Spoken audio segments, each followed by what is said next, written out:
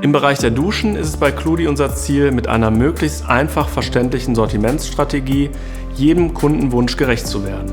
Das bedeutet, dass wir neben den Handbrausen im letzten Jahr mit dem Cockpit Discovery angefangen haben, eine neue Duschsystemfamilie zu etablieren.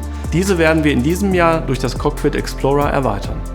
Unser Cludi Cockpit Explorer ist das optimale Duschsystem für die Erfüllung jeglicher individueller Ansprüche.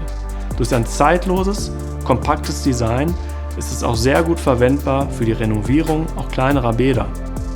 Durch seine vielen Einstellungsmöglichkeiten bietet es das perfekte Duscherlebnis.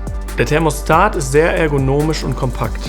Durch die beiden Drehregler, die dem Anwender zugewandt sind, bieten sie eine sehr intuitive und einfache Bedienung.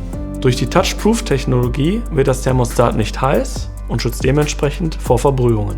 Die Handbrause ist höhenverstellbar und dementsprechend auch für Kinder geeignet oder für Personen, die sich beim Duschen nicht die Haare waschen möchten. Die Kopfbrause ist zudem höhenverstellbar und schwenkbar.